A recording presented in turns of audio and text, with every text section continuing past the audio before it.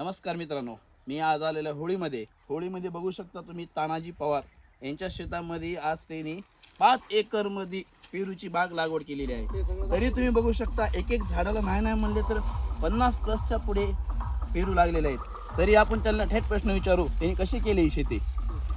नमस्कार। नमस्कार। तुम्ही कशा प्रकारे केली?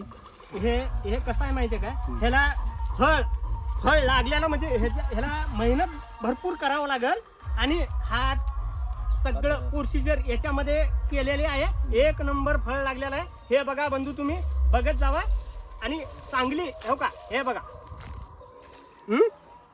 एक नंबर, हे बघा एक नंबर फळ आहे, काय टेन्शन नाही, चांगला आहे बागायत। किती महिन्यामध्ये? किती महिन्यामध्ये? हे 2 वर्षामध्ये मी एवढं ही केलेलं आहे। आता 1.25 महिन्यामध्ये चांगलं एक नंबर मी आता फॉर्म लावणार आहे आणि उत्पन्न पण त्याच्यामध्ये जास्त आहे।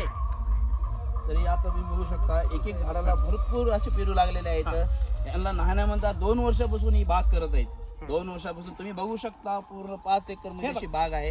हे बघा इकडे पण बघा, हे बघा। तरी मध्ये याने मिरचीचे रोप, टमाट्याचे रोप असे प्रकार लावले आहेत। तुम्ही बघू शकता इथे एक टमाट्याचं रोप आहे, एकच टाकलेलं आहे ते, एकच टाकले। मी बघितलेलं आहे। हे जे शेत दिसतं ना, हे पूर्ण शेत 2 एकरच्या आसपास आहे। 2 एकरमध्ये पेरू लागवड एकदम चांगल्या पद्धतीने केलेलं आहे आणि पेरू लागवड केल्यानंतर मेहनतसुद्धा चांगल्या पद्धतीने केलेला आहे। हा मेहनत करणारा कष्टाळू शेतकरी आहे।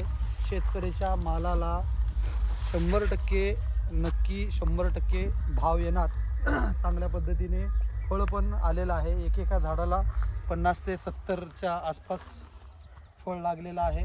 इथं एक टोमॅटोचे एक दोन बिया फेकलेल्या आहेत। त्या टोमॅटोच्या बियाला एवढे फळं लागलेत ते बघून आपल्याला 100% समजेल की शेतीमध्ये कष्ट केल्यानंतर फळ खूप मोठ्या प्रमाणात येतं।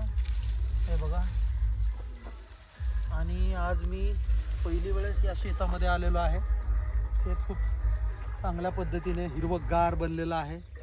आम्ही असंच म्हणून एक 5 मिनिटासाठी म्हणून आलो, परंतु इथं येऊन बघितलं असतं मन प्रसन्न झालं, एकदम चांगलं वाटतंय। आणि इथलंच काही तर फळं वगैरे आम्ही सर्व घरी घेऊन जाणार आहेत मुंबईला। आता आम्ही मुंबईला एक 15-20 मिनिटांमध्ये निघणार आहे। पेरू बघा, ते खात असलेलं पेरू पण बघा ह्या झाडाचं आहे। एक इकडे दाखव, हे पेरू ह्याच झाडाचं आहे। 1-2 पेरू आहेत ना, हे बघा सर तुम्ही, हे पेरू एका बुडापाशी होता, हेच पेरू तोडलेला आहे, एकच तोडलेला आहे। ह्याला बहुत मेहनत झालेली आहे।